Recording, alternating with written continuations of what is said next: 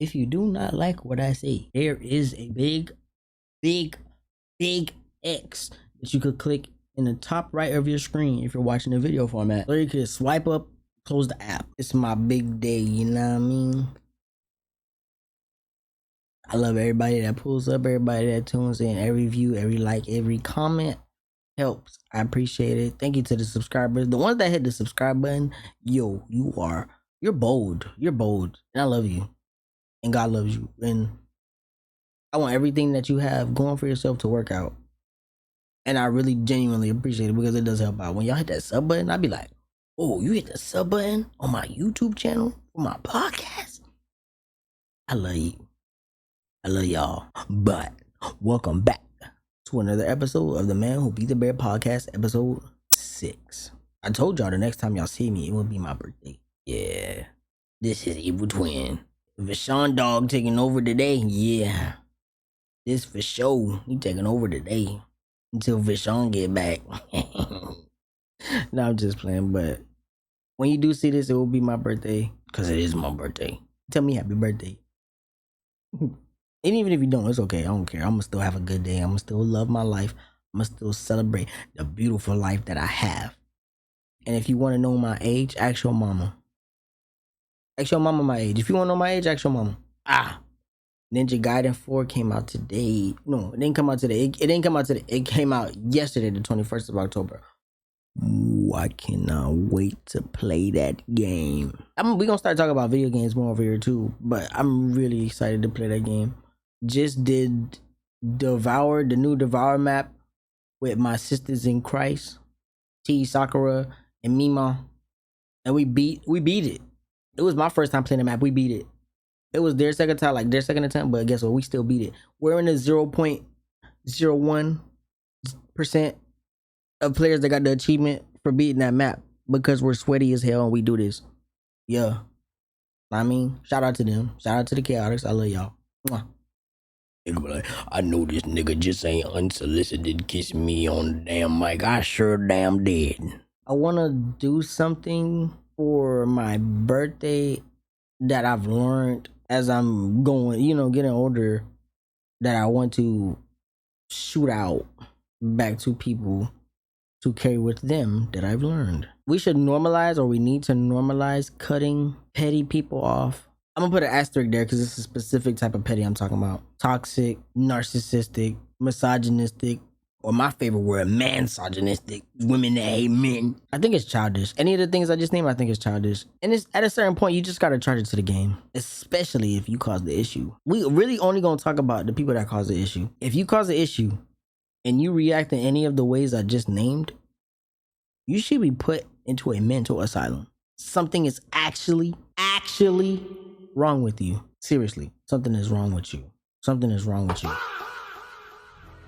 First of all, I don't even have to relay the information that I'm extending the opportunity to the other person because I don't have to. So that's not part of the story. I was just saying it like out of body thinking in my head. So I rescind the opportunity and I go to another individual with said opportunity. Your relationship to that person has nothing to do with me. If you don't like that nigga, that ain't got nothing to do with me. You didn't want the opportunity. So if you see me talking to somebody else, you have no moral ground to be mad at me for talking to somebody that you don't like. You know what I'm saying? You see how dumb that sounds? I gave you the chance. You didn't want it. I rescinded. I go talk to somebody new that ain't got nothing to do with you, but apparently you don't like them. So now it's an issue that I'm talking to them. How about you kiss my black butt? You cannot be mad at the fact that I decided to go to another source when you didn't want to be the source. You can't flip it on me now and say I'm the bad person. I don't care about you. I don't care about your feelings, etc. When I put my opportunity on the forefront and you rescinded, and then you go out of your way every day after to ruin it, to try to ruin it, to try to step on it, to try to step on the opportunity for the other person. That's weird behavior. And this is what I'm saying. We need to normalize. It's okay to normalize cutting people off like that. People like that need to be cut off. Like, there's no reason to try to be going back and forth with them. No. You move in that type of way, you need to get put out. I do something and it has an adverse consequence, and then I get mad at the consequence, but my action is what caused it. So I can't then turn into being petty and nasty. That's weird. That's what I'm saying. That toxic, weird, narcissistic energy. As I get older, I can't be around people like that. It's draining and it's exhausting. I don't have time to go back and forth with a soul. I don't. So if you think I'm about to sit here and go back and forth with you over something that you caused, I'm not doing it. I'm not doing it. I'm not doing it. 2025 going into 2026, that has to die. If you fumble the bag, you gotta eat. You gotta eat that. You gotta eat that. But don't fumble it and then get mad and then turn into a demon because you didn't like what happened. You gotta live with the decision you made, just like the rest of us do. Idiot. I'm telling you right now. It may not seem like a bad thing, or it may not seem like such a heavy weighted thing where, oh, those people aren't that bad. It's like, well, but you know how people are. You know how that person get. No, get rid of them immediately. I'm telling you, it will only get worse. It trickles. Like, it'll start very small and then it'll just keep escalating, get to the point of no return. Because lines will get crossed. I promise you, lines will get crossed, and feelings will get hurt. So before you get to that point, just cut them off. I'm advocating for it every single time. I've learned that. That's my biggest takeaway in the 365 from my last age to this age, or the last birthday to this birthday, is when you see that kind of behavior, and it don't have to be with you. It could be anybody they deal with. If they move like that, I promise you, run away. That's my biggest takeaway. I would say that's my biggest takeaway, and just to not put the expectation on anybody to do anything except for whatever the hell they decide to do. I'm gonna just use me for an example.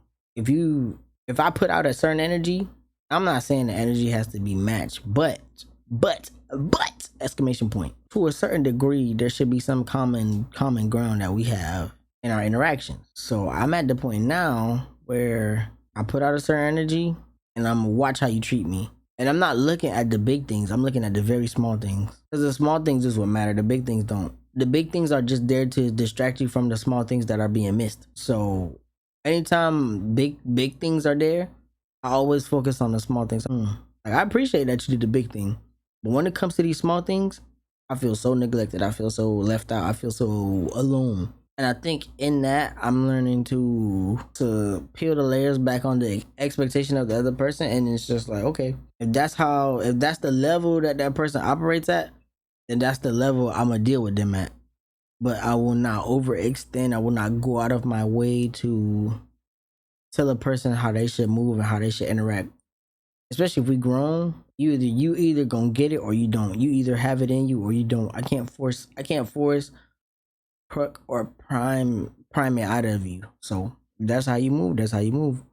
But don't be mad when I adjust myself to move in reaction to your action. You gotta eat it. Like Coco Jones said, hit you where it hurt. It is not intentionally of me trying to hit a person where it hurt, but I gotta do what's best for me at the end of the day. And I gotta do what's best for my peace and my mental and my happiness. Cause I know I've been on the uphill climb of being happy.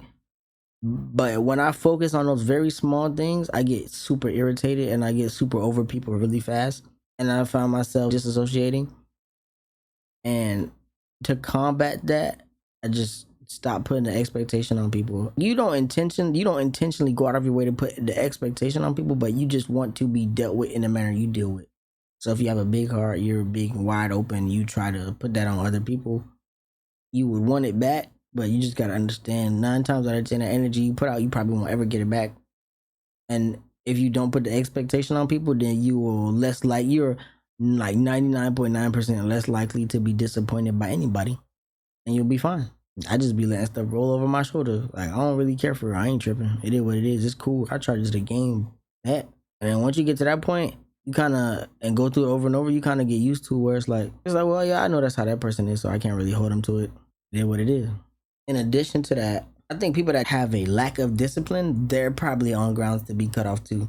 People that don't know, that don't have any form of discipline in any aspect of their life is not good, because they probably won't understand boundaries. They probably won't understand the idea or the importance of consistency and why having good habits or good regimens are important.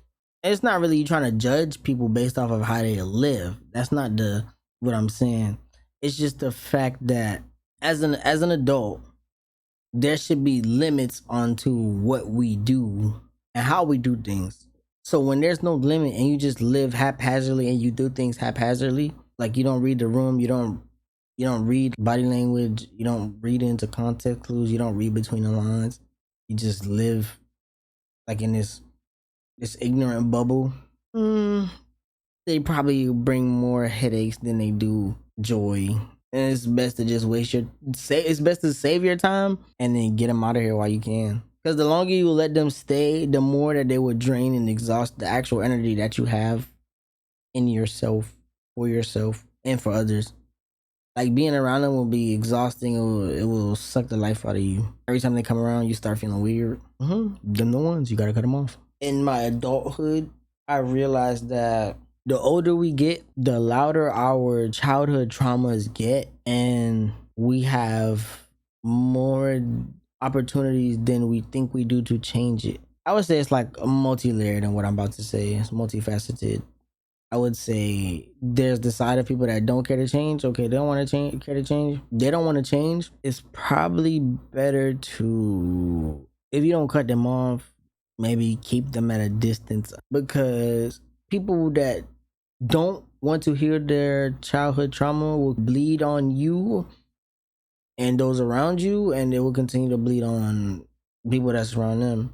Because if you bring somebody like that around you, that energy is only gonna leave you to go to somebody else. And I think you have to be very careful with people like that, because people that don't like to deal with their trauma like to put their trauma on other people, or it's like they make the job, they give the job of their trauma to other people. That's one side of it. I would say people that want to work on their trauma but haven't started, I would say maybe you could try to kind of help guide them to figuring it out. You're not a therapist, but you know, it's your friend, your person. Obviously, it's something you would talk through with your person. And if it's somebody that's actively working through it, I think helping them by being their support system, etc., is good. I just think that when you ignore the childhood traumas, it limits life in the way that you could experience it. So let's say you could enjoy life at a 10 every single day, just for the sake of conversation. But because you didn't deal with the childhood trauma, you were only able to enjoy life at a maximum of a 3. And you don't realize it. Like, you're peaked at a 3 and you think that's life, but you don't even know there's so much more for you through the healing. And it's not just like your everyday life, and it's in the friendships, it's in the way that you feel yourself, it's in the way that you view people, the way that you interact with people. It's even in the jobs you have, it's even in the food you eat, it's even in the people you date, the things you like, the things you don't like. Your trauma is wrapped up in all of that. You're like, your trauma determines everything. So if your trauma is something that, like, you allow it to run rampant in your daily life, you probably will end up being miserable. You will miss out on a lot, or people just don't come in your life and stay. They always end up leaving. I mean, obviously people could leave because they're just terrible too, but when you don't deal with it, it causes you to just always outsource everything to other people, or you always feel like the world is out to get you, and it kind of leaves you in that victim mindset. Or even worse, it allows you to attract people in situations that initially gave you that trauma. So it's kind of like you're repeating it in a sense because it's comfortable for you. But to break the cycle, it means to be uncomfortable. And in that uncomfortableness, there is solidarity, there is peace, there's love, there's hope, there's joy, there's a tomorrow, there's a new beginning, there's a better life for you. But it's only going to be obtained, and it's only going to happen if you want it for yourself, like your lungs need oxygen. Until you get to that point, the change won't ever happen. And it doesn't even have to just be childhood trauma, just in general. When it comes to change and the things that you want for yourself, you will never see the fruition of it until you want it like you want oxygen. You have to want it that bad. Like, you have to want it like your lungs want oxygen. Until you want it that bad, you will never see the results. You will never hit the heights that you're supposed to. I'm gonna use the podcast for an example. I'm not as consistent as I want to be with streaming. I'm not consistent as I want to be with putting out music. I'm not as consistent as I want to be with a lot of things that I have, right? But the podcast is the only thing that I consistently do. There's clips dropping every day. Like I have clips lined up for 2 weeks ahead of now. Already clipped and shipped, and they drop daily, 2 a day, every single day, nonstop. 2 a day, 2 a day, 2 a day, 2 a day.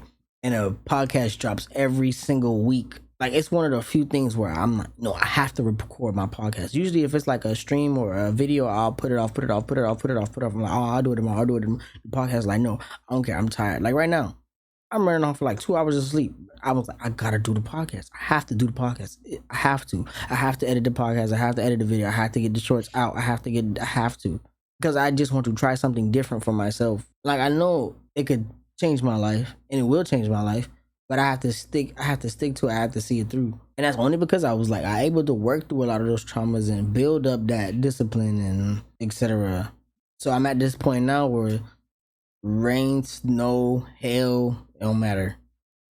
I'm locked in. I'm gonna do it. I'm gonna record the podcast. I'm gonna do this. I'm gonna do that. Like I literally have the podcast automated. Like I could not drop an episode for 3 weeks, but the shorts were still going, or I would not record for 3 weeks and the content would still be, because it's already there. When you take that same mindset and you apply it to whatever you want to do in life, you'll be able to get to where you want to be. And I told this story on stream before, but I'll use this lens as an example. So when I was younger, like 6, 7, 8, 9, 10, I always wanted to record YouTube gameplay videos and upload it to YouTube. Like that was peak for me, because I used to watch Twitch before people knew what Twitch was. I was watching Twitch like when it was like what, Justin TV or whatever.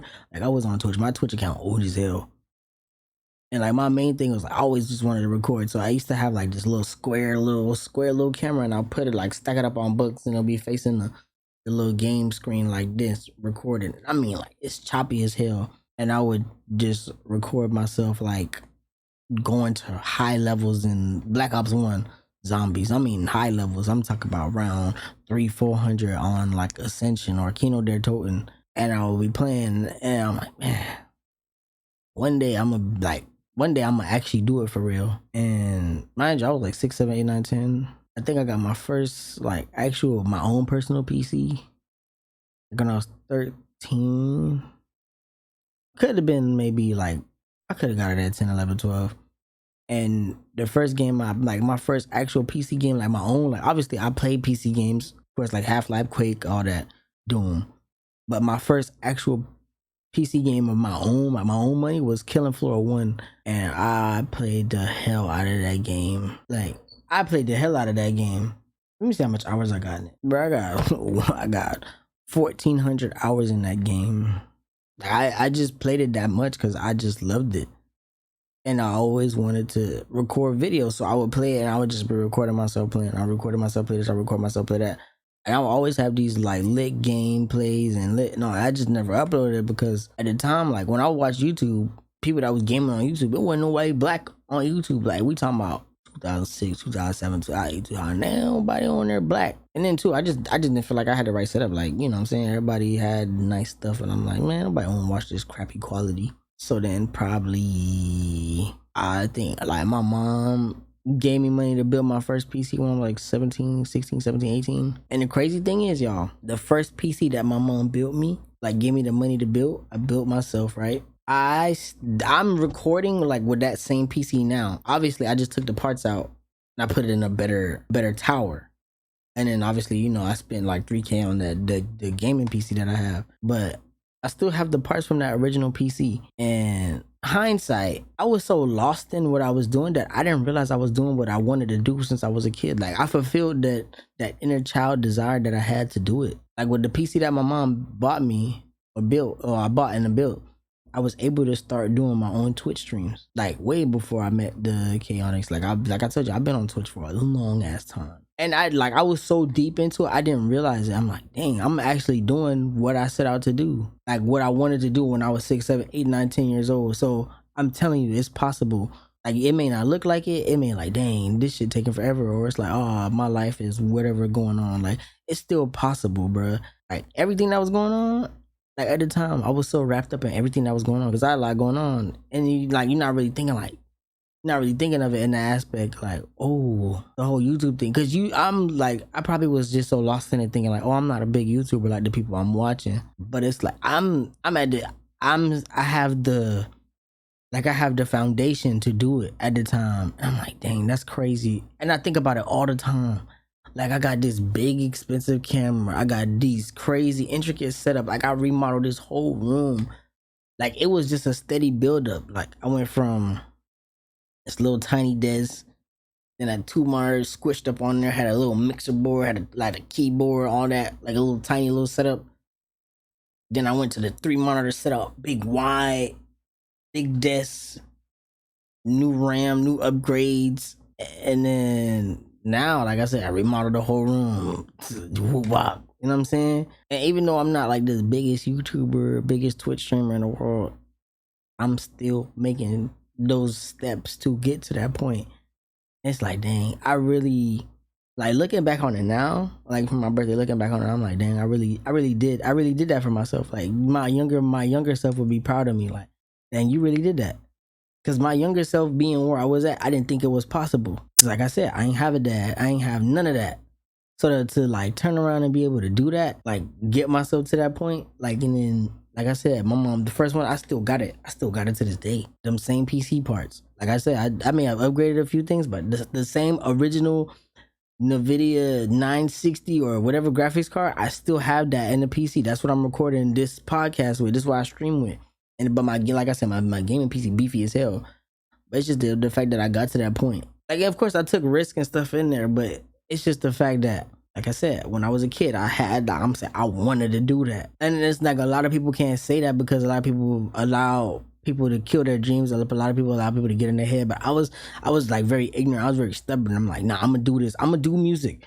I'm gonna do this. I'm gonna do that. Like, and people always be like, nah, you can't do it. Like, that's somebody else's story. You can't do it. Just because somebody else was successful don't mean you'll be successful. I'm like, watch me. I'm gonna do it. Like, look, bro, I freaking started a podcast September 17th or September 16th, right? We're at October 19th. Was it 6 episodes in now? Countless clips. I'm almost at 30K views in a month off of a channel that I started on a whim, and it's slowly growing each and every day. Like I'm thinking, okay, like it'll fade. No, first month I hit 12.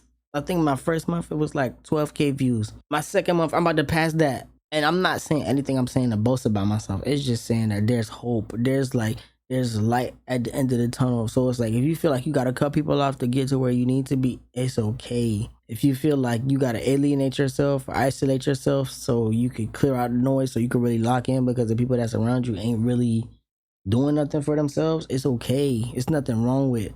It's nothing wrong with it. Like prime example, I bought this Sony camera, right?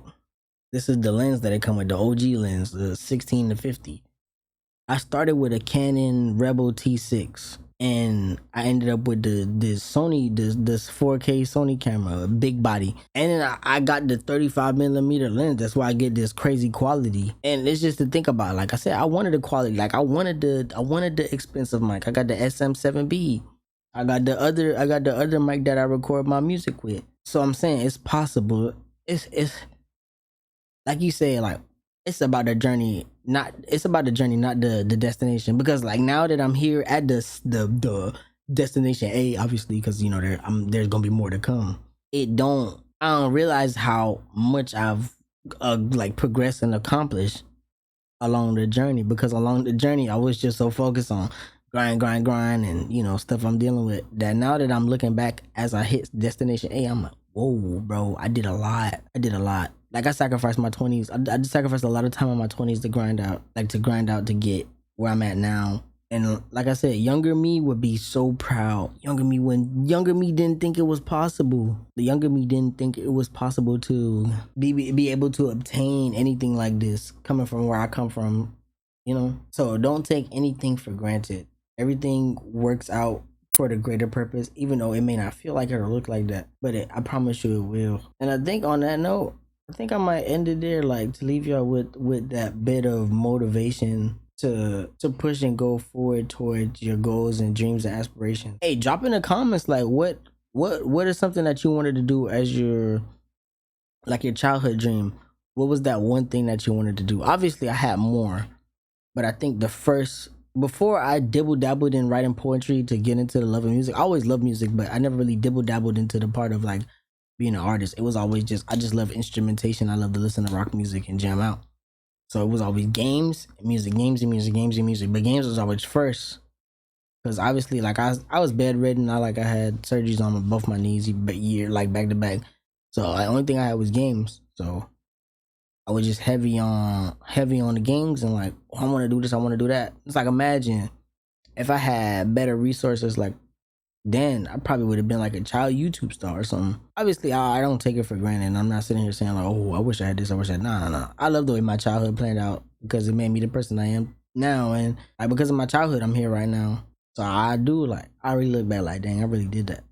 So I do have something to look forward to, something to be proud of. That's crazy. It's like a full circle. That's what I'm gonna call this episode. I'm gonna call this episode Full Circle. But yeah, I genuinely like hope that, and I pray that the blessings of God release upon your life and everything that you want, everything that He has in His will for your life, that it is obtained for you in this lifetime. That you will get it. I believe it for you. And if somebody doubts you, even if you don't respond to them, don't let it phase you. 'Cause I had plenty of people tell me I couldn't do it. Plenty of people tell me, oh, you can't afford stuff like this. I got two of them. Like, even I literally brought my dream truck. Like, bro, it's so crazy. I used to sit here and watch videos of it every day, listen to the engine. I literally went to the dealership last year and walked off the lot with it. Yo, life is crazy. Like, anything you put your mind to, you could get it. You could actually get it. It just don't feel like it because whatever insecurity or discrepancy we feel like we have, like there's never a lack. There's never nothing missing or taking. Like, we have everything that we need to get to where we want to. It's just to use the knowledge to acknowledge the tools and resources that we have. Because sometimes we don't realize the stuff that we have around us just because there's a lack of knowledge. But when you increase your knowledge, you might view the things around you differently. It might change your perspective of how to view the things around you, and it might cause you to use them differently, where it might have more of a benefit for your future. So yeah, on that note, yeah, this is a crazy full circle, and I would have never gotten this without this podcast episode or this podcast in general. Like I said, I appreciate y'all. I appreciate everybody that pulls up, everybody that tunes in, everybody that comments, everybody that likes, everybody that shares, everybody that comments, subscribes. I genuinely appreciate it from the bottom of my heart. Dang, this like, man, it's made my birthday. Like, my birthday is definitely complete. Like, that was it. That did it for me. I appreciate it. On that note, appreciate everybody that pulled up, everybody that tuned in. Make sure you eat, make sure you hydrate, stay away from toxic people because they make your skin break out. Remember, you're not good looking. You just tall, he got money. He ain't fighting demons, he broke. She ain't thick, she's standing on her tippy toes. She not good looking, she is half naked. She don't want a man, she want a daddy. And she's not a baddie just because she got a fatty. On that note, peace.